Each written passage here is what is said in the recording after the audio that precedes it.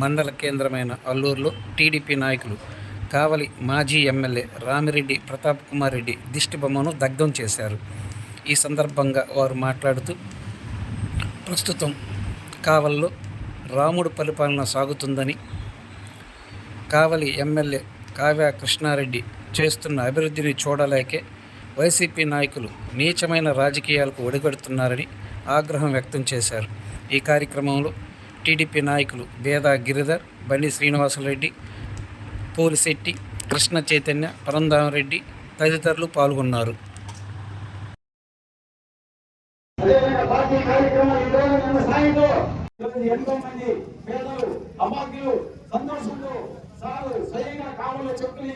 ప్రతి నెల ప్రతి మండలం నుంచి అందరం పోతున్నాం.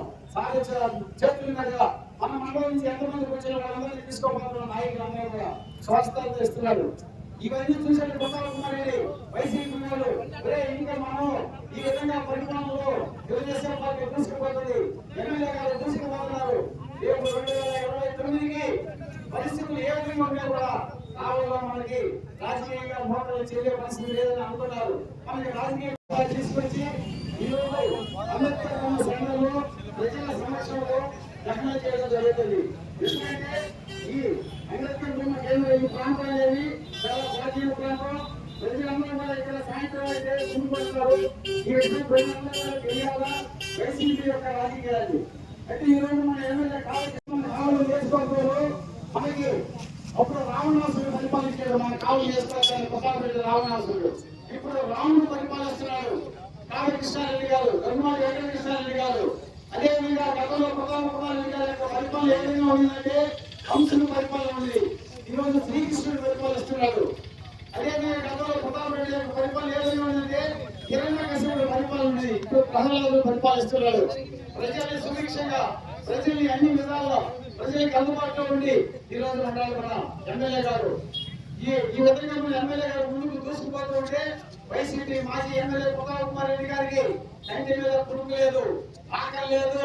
అసలు మన నిద్రలు వేస్తే ఎక్కడికి పోవాలని అర్థం కావాలా.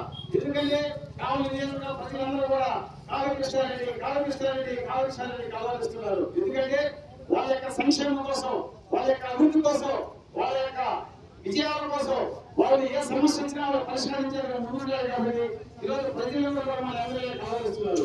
ఒక్క ప్రజలే కాదు, ఈరోజు నెల్లూరు జిల్లాలో తెలుగుదేశం పార్టీ పరంగా ఉన్న ఎమ్మెల్యేలు అందరూ కూడా ఈరోజు కాళకృష్ణారెడ్డి గారు ముందున్నారు. ఉదాహరణకి పేద ప్రజలు వారి దురదృష్టవశాన్ని ఏదైనా బాగా లేకుండా అనారోగ్య సమస్యలు వచ్చి హాస్పిటల్ ఆపరేషన్ చేసుకుంటే 2 లక్షలైనా 3 లక్షలైనా 10 లక్షలైనా వాళ్ళ డబ్బులు సొంతం తెచ్చి వాళ్ళు ఖర్చు పెట్టుకుంటే ఎందుకంటే మా ఆరోగ్యాన్ని కాపాడుకోవాలా. మన గతంలో పెద్దలు చెప్పున్నారు ఆరోగ్యమే మహాభాగ్యాన్ని. అందుకే ఆ మహాభాగ్యాన్ని కాపాడుకోలేదానికి అప్పులు చేసి హాస్పిటల్లో వైద్యం చేసుకుని మళ్ళా తిరిగి ఇది క్షేమంగా వస్తున్నారు. వాళ్ళ యొక్క ఆర్థిక ఇబ్బందులను గమనించి ఈరోజు మన